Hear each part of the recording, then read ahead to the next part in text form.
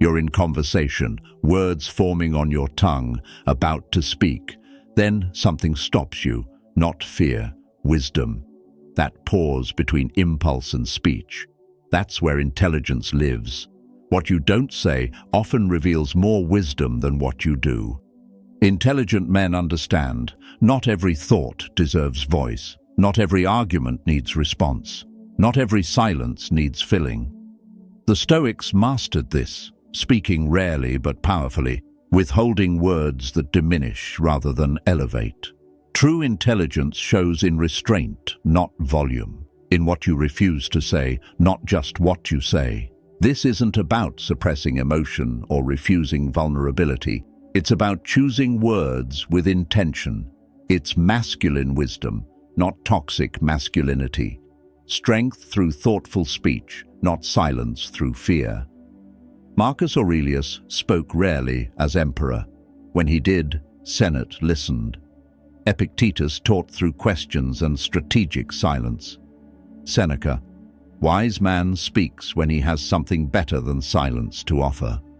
The Stoics understood power of withholding speech. Today we'll explore 8 things intelligent men never say. Phrases that signal insecurity disguised as confidence, weakness masked as strength, ego presented as intelligence. From defensive justifications to desperate validations. Thing number 4 is most common. It's phrase men use trying to sound smart that actually signals they're uncertain about their own intelligence. By the end, you'll recognize phrases that undermine your authority. You'll understand what silence protects better than speech defends. You'll speak less, but command more respect. Now, if you've said these things and wondered why they didn't land as intended, this is why. Intelligence speaks through restraint. Let's begin. Thing number 1. I'm actually really smart. Declaring your own intelligence is self-defeating.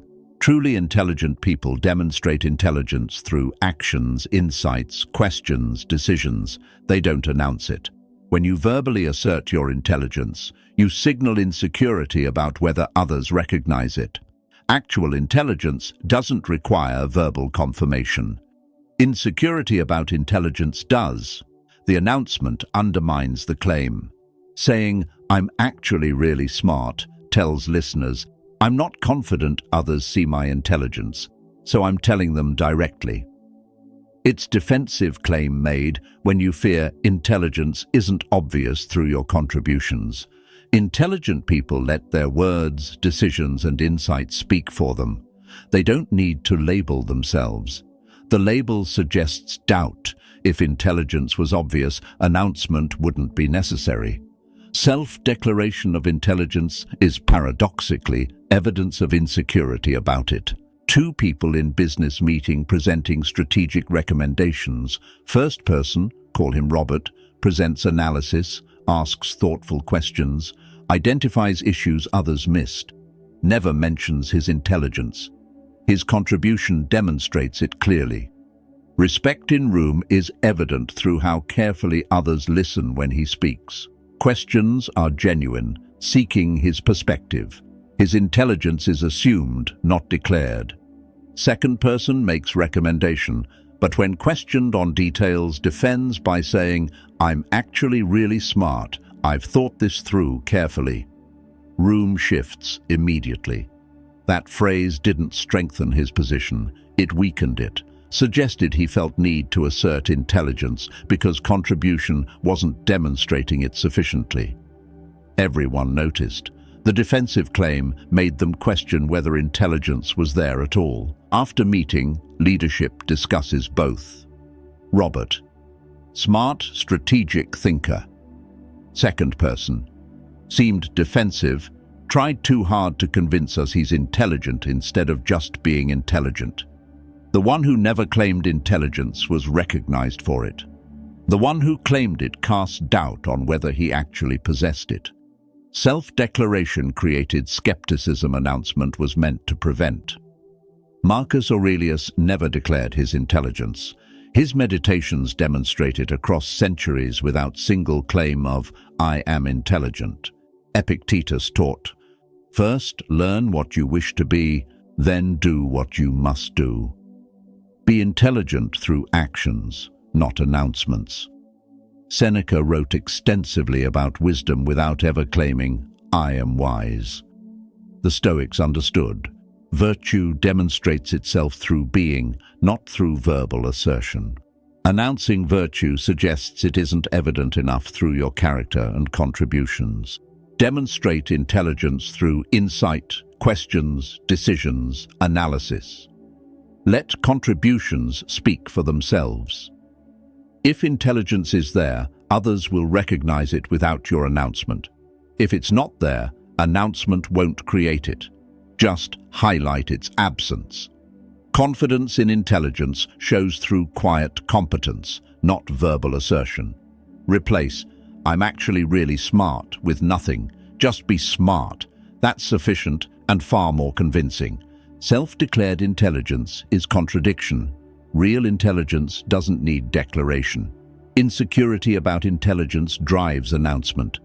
If you find yourself saying it, examine why you felt need to claim what should be obvious through your work. Never declare your intelligence. Demonstrate it quietly. But there's another phrase even worse. Constantly defending every decision you make as if criticism threatens your identity. That's thing number 2. Thing number 2. Let me explain why I'm right. Over-defending signals insecurity about position. When someone questions your decision or perspective, immediate impulse to launch into lengthy defense reveals you're not confident in what you said. Truly sound positions don't require aggressive defense, they stand on own merit. Over-explanation suggests you're trying to convince yourself as much as them.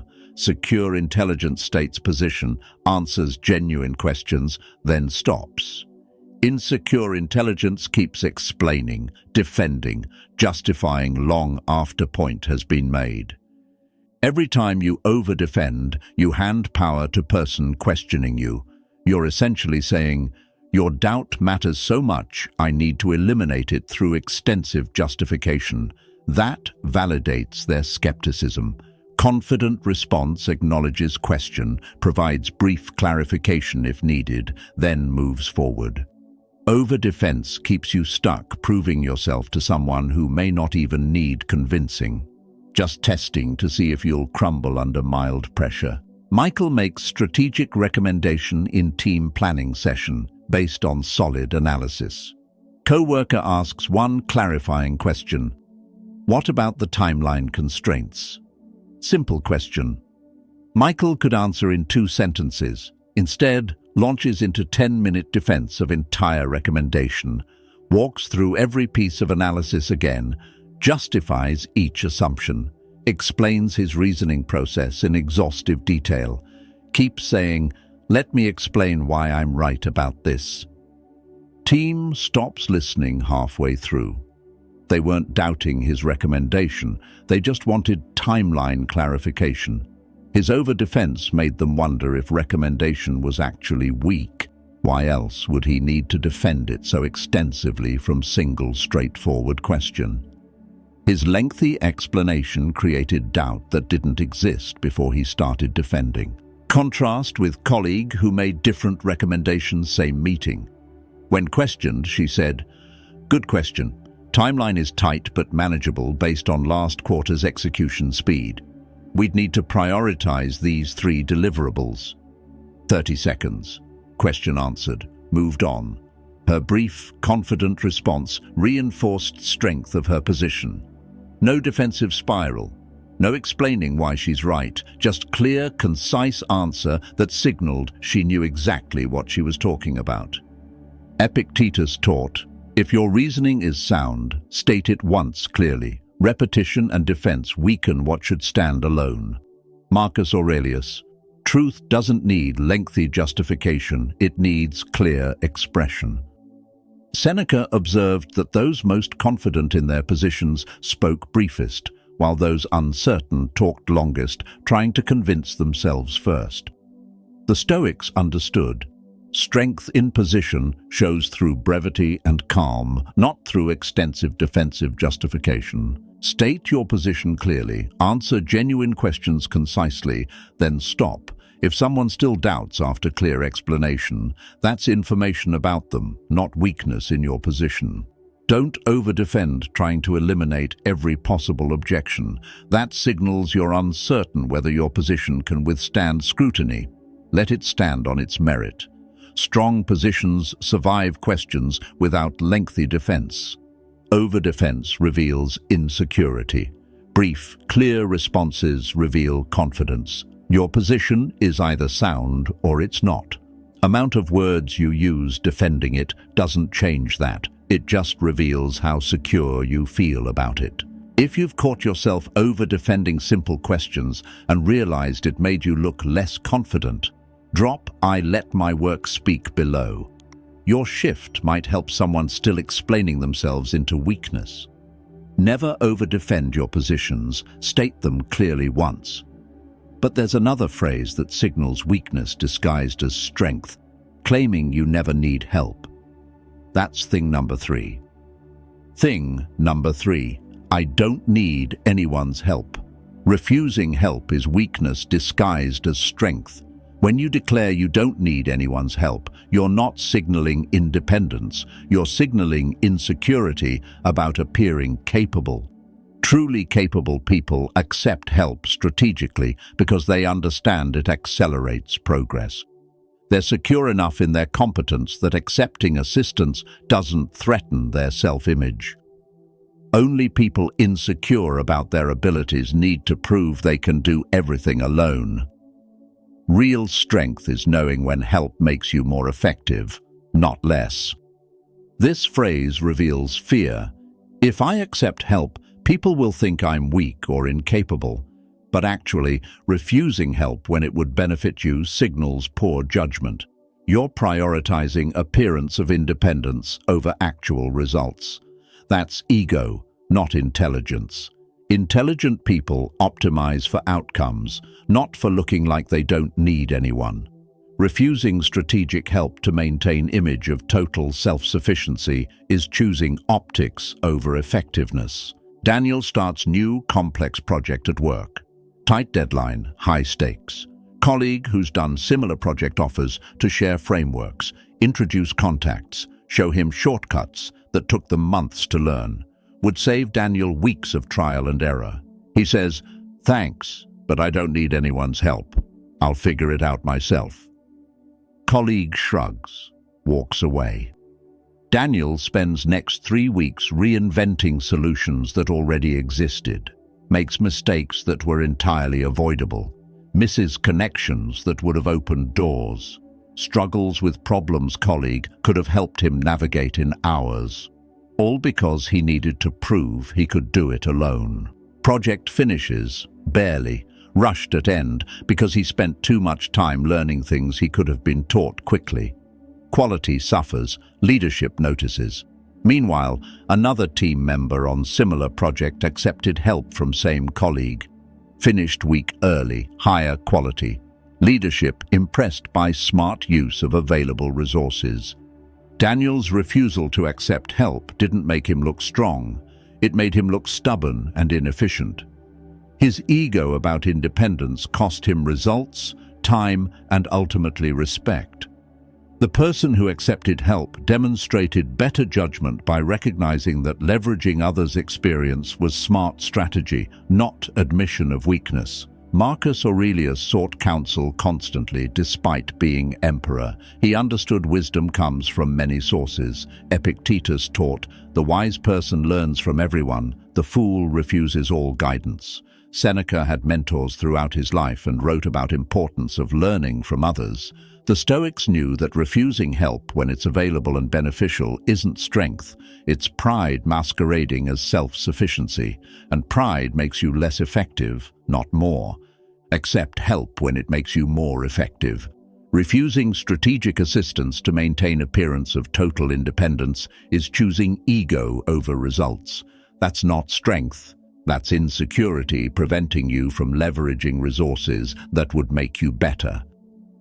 Real confidence shows in willingness to learn from anyone who can teach you something valuable. You don't lose independence by accepting help. You gain capability. Refusing help to prove you don't need it reveals exactly the insecurity you're trying to hide. Never refuse help to protect ego. Accept it to enhance capability. But there's another phrase that signals lack of depth: dismissing others' struggles as obvious. That's thing number 4. Thing number 4, that's just common sense. Dismissing others' struggles as obvious signals lack of depth. When someone shares challenge they're facing and you respond with, "That's just common sense," you're not demonstrating intelligence. You're demonstrating inability to understand complexity others navigate. What seems obvious to you after years of experience, multiple failures, and gradual learning wasn't always obvious. You forgot the journey that made it obvious. Calling something common sense dismisses both the legitimate difficulty of learning it and your own path to understanding it. This phrase reveals intellectual laziness. Instead of exploring why something difficult for them seems simple to you, which would reveal actual insight, you dismiss question entirely. Real intelligence explains clearly what appears simple. Fake intelligence calls things obvious to avoid admitting it took work to understand.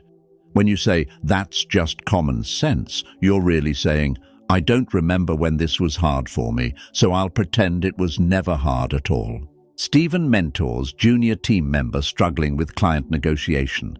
Junior asks how to handle client pushing back on timeline. Legitimate question.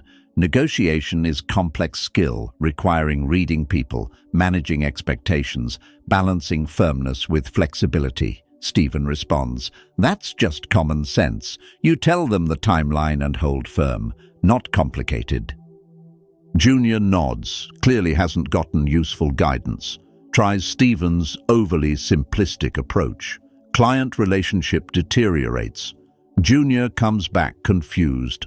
Common sense approach didn't work. Stephen, frustrated, "I told you what to do. It's basic stuff." Different senior colleague overhears, takes Junior aside, spends 30 minutes explaining nuance. When to hold firm versus when to negotiate, how to read clients' actual constraints versus testing behavior, how to offer alternatives that protect timeline while making client feel heard. Shares 3 mistakes she made learning this exact skill. Junior's face lights up, finally getting real guidance.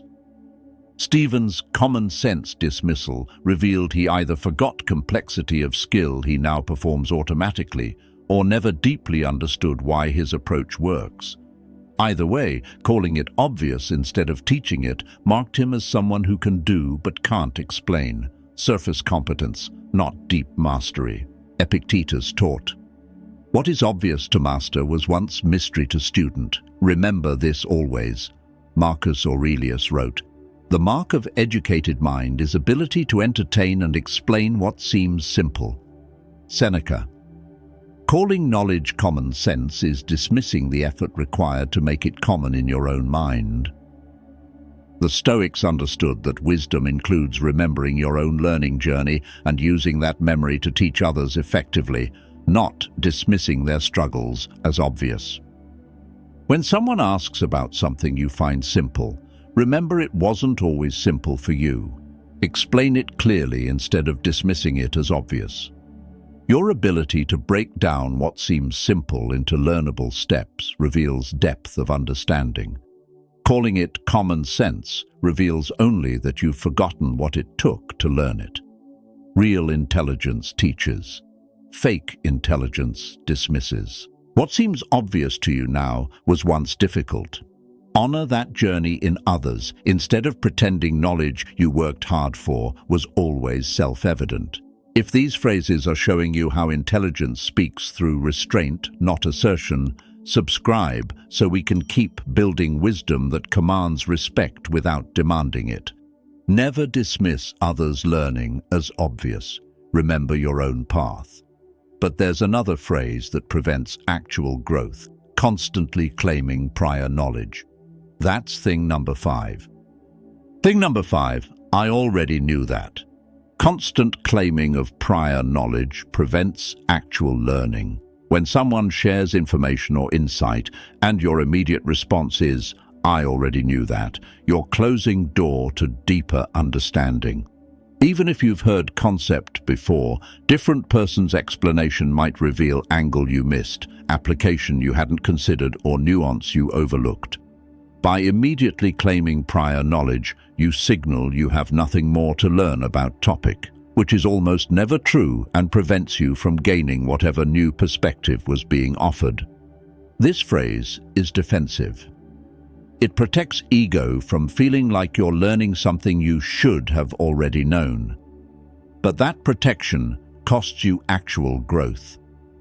People who consistently respond with, "I already knew that," stop growing, because they've convinced themselves and others they have no more to learn.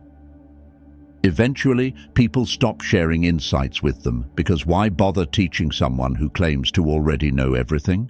Your "I already knew that" doesn't make you look knowledgeable. It makes you unteachable. Patrick attends professional workshop. Instructor shares framework for project management. Patrick's been managing projects for years.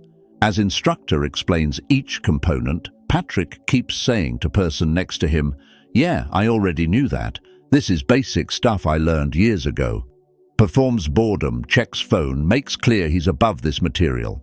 What Patrick misses: instructor isn't just explaining framework. She's explaining specific implementation approach that differs from standard method. Details about sequencing, stakeholder communication timing, risk assessment integration. Patrick tuned out after deciding he already knew the high-level concept, misses the actual value. Not the framework itself, but the refined approach to applying it. Colleague sitting nearby stays engaged, asks questions even though he's also experienced project manager. How do you handle stakeholder resistance at phase 3? What's your approach when timeline constraints conflict with quality gates? Getting specific insights Patrick missed because Patrick was too busy signaling he already knew everything. 6 months later, colleagues' projects running noticeably smoother. He's implementing specific techniques from workshop. Patrick's project still hitting same old problems because he didn't learn anything. He was too concerned with appearing like he already knew everything to actually absorb what was being taught. His "I already knew that" protected his ego but prevented his growth. Epictetus. It is impossible to learn what you think you already know. Marcus Aurelius wrote, "The student who claims prior knowledge stops being student and stops growing." Seneca observed, "Every explanation holds new insight for those willing to find it. Those who claim they already know find nothing new anywhere." The Stoics understood that claiming prior knowledge is declaring yourself done learning, which means declaring yourself done growing. Even when you've encountered concept before, stay open to new angles. Replace "I already knew that" with "Tell me more about your approach," or simply listen without announcing prior knowledge. What you might learn isn't the concept itself, but deeper understanding, different application, or nuance you missed first time. Claiming you already know closes door to that growth. Growth requires humility to admit there's always more to learn. "I already knew that" is refusing that humility to protect ego. It costs you wisdom while making you appear closed-minded. Never claim you already knew everything. Stay open to deeper understanding. But there's another phrase that announces offense while pretending not to, prefacing insults with false politeness. That's thing number 6. Thing number 6. No offense, but. Prefacing offense doesn't prevent offense. It announces intent. When you begin sentence with "no offense, but," you're not protecting listener from hurt. You're protecting yourself from accountability for hurting them. It's disclaimer that says, "I'm about to say something offensive, but I'm announcing I don't want to be held responsible for offense it causes." Except the offense is built into what follows. The preface doesn't cancel it. It just reveals you knew it was offensive before you said it and chose to say it anyway. This phrase is cowardice disguised as honesty. You want credit for being direct while avoiding responsibility for impact. If what you're about to say truly isn't offensive, you don't need disclaimer. If it is offensive, disclaimer doesn't make it less so. It just proves you're aware you're being offensive and don't care enough to find better way to communicate your point. Intelligent people find ways to be honest without being unnecessarily hurtful. No offense, but is choosing hurt and asking not to be blamed for choosing it. Greg in team meeting. Colleague presents idea for new client approach. Has some merit but needs refinement. Greg says, "No offense, but that's pretty naive thinking. Anyone who's actually worked with clients would know that won't work." Room goes quiet. Colleague's face flashes hurt, then shuts down. Greg continues as if no offense protected him from being offensive. It didn't. Everyone noticed. Greg's preface didn't make critique constructive. It announced he knew comment would sting and said it anyway. He called colleague naive, dismissed their experience, and implied they don't understand basic client work. The no offense just made it worse by showing he was aware he was being harsh and chose that approach deliberately. Later, different team member offers feedback on same idea. "I see what you're going for. One thing to consider, clients in this segment typically need more gradual approach. Maybe we could adjust the timeline to build trust first?" Same core critique. No sting. Colleague receptive, asks follow-up questions. Conversation productive. Greg's no offense didn't give him permission to be offensive. It just highlighted that he knew better way existed and chose hostile approach anyway. His preface revealed character flaw he thought it concealed. Seneca wrote, "If you must wound with words, you've failed at communication. Find way to speak truth without injury." Marcus Aurelius. Honest feedback strengthens. Harsh words disguised as honesty only reveal speaker's lack of skill. Epictetus taught, "The wise speak truth clearly without unnecessary harm. Those who harm then claim no offense understand neither wisdom nor kindness." The Stoics knew that if you need disclaimer for what you're about to say, you should rethink what you're about to say. If you're about to say something that requires no offense, but reconsider your phrasing. Real feedback can be direct and honest without being cruel. Needing preface signals you're choosing hurtful delivery when clearer, kinder option exists. That choice reveals lack of communication skill, not admirable bluntness. Truth doesn't require cruelty. If your honesty needs disclaimer, examine whether you're being honest or just being harsh and calling it honesty. If you've said no offense, then watched it land exactly as offensively as you feared. Subscribe so we can keep building communication that's honest without being harmful. Never preface offense with false disclaimer. Find honest way without unnecessary harm. But there's another phrase that undermines credibility instantly, claiming you're not emotional while clearly emotional. That's thing number 7. Thing number 7, I'm not emotional about this. Denying emotion while clearly emotional undermines credibility. When you're visibly upset, voice raised, face flushed, gestures sharp, and you declare, "I'm not emotional about this," you're asking people to disbelieve their own observations. They can see you're emotional. Your denial doesn't erase what's obvious. It just adds dishonesty to emotion. Now you're both emotional and unwilling to acknowledge reality. That combination destroys trust faster than simply admitting you feel strongly about issue. This phrase reveals deeper problem.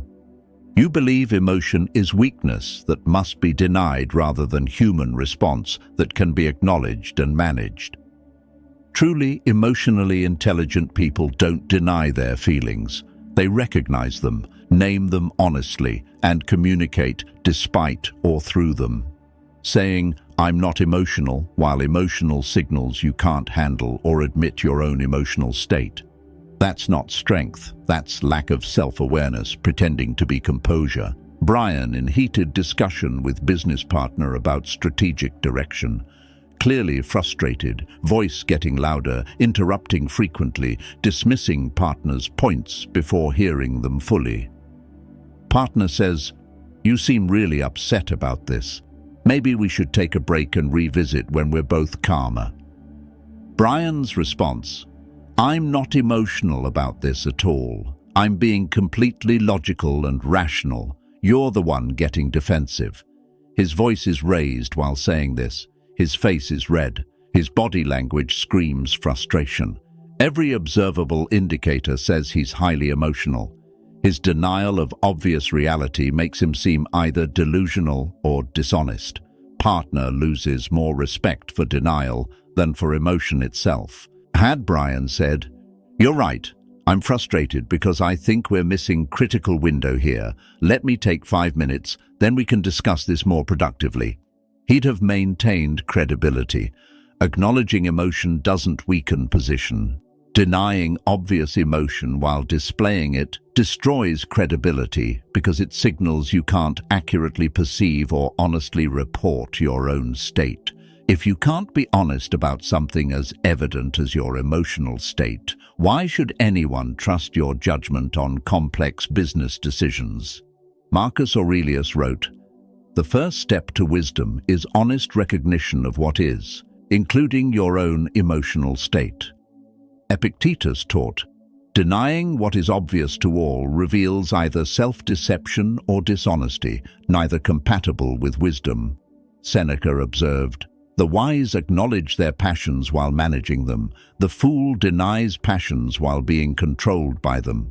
The Stoics understood that emotional honesty is foundation of credibility. Denying clear emotion suggests you lack self-awareness to recognize it or integrity to admit it. When you're emotional about something, acknowledge it. "I feel strongly about this because," or "I'm frustrated and here's why," maintains credibility. Denying obvious emotion while displaying it makes you look either unaware of yourself or dishonest about yourself. Either way, you've undermined your position more than emotion itself would have. Being emotional isn't weakness. Lying about being emotional while everyone can see you're emotional, that's weakness disguised as strength, and everyone sees through disguise. Never deny obvious emotion. Acknowledge and manage it honestly. But there's final phrase that signals intellectual arrogance, claiming others can't understand your thinking. That's thing number 8. Thing number 8. You wouldn't understand. Claiming others can't understand your thinking is intellectual arrogance masquerading as depth. When you dismiss someone's question or concern with "you wouldn't understand," you're not protecting complex ideas from simple minds. You're avoiding effort of explaining yourself clearly. If you truly understand something deeply, you can explain it to various audiences at appropriate levels. Inability to explain isn't evidence of profound complexity. It's evidence you don't understand it clearly enough yourself, or you're too arrogant to try meeting others where they are. Either way, phrase reveals intellectual weakness, not superiority. This is ultimate conversation ender disguised as intellectual gatekeeping. You're essentially claiming your thoughts exist on plane others can't access. That's not intelligence, that's ego protecting itself from scrutiny. Truly intelligent people can make complex ideas accessible without dumbing them down. They understand that explaining clearly to someone with different background requires and demonstrates mastery. "You wouldn't understand" is refusing that challenge while claiming intellectual high ground you haven't earned. Alan develops new technical approach at work. Team member asks how it addresses specific compatibility issue they've encountered before. Legitimate question. Instead of explaining, Alan says, "It's pretty technical. You wouldn't understand the architecture I'm working with. Dismissive, condescending, assumes questioner lacks capacity rather than just current information. Team member pushes back. Try me.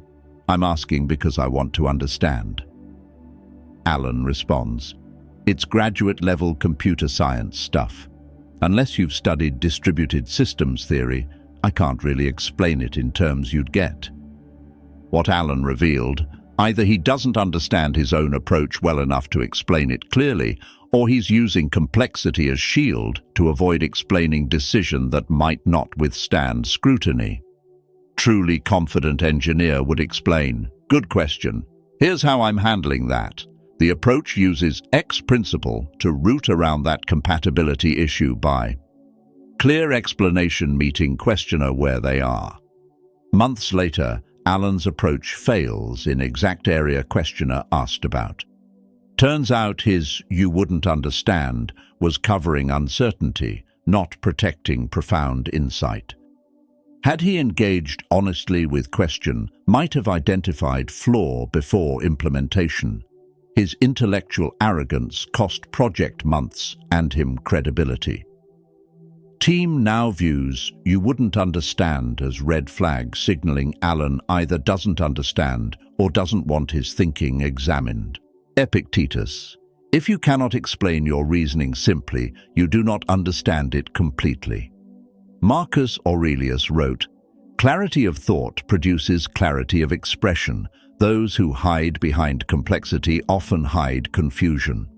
Seneca taught, the wise make difficult ideas accessible. The pretender claims ideas too profound for others to grasp. The Stoics knew that true mastery shows in ability to teach, not in claiming others incapable of learning. If someone asks about your thinking, explain it clearly at level appropriate for them. If you can't, that reveals gap in your understanding, not their capacity. You wouldn't understand is intellectual cowardice dressed as sophistication.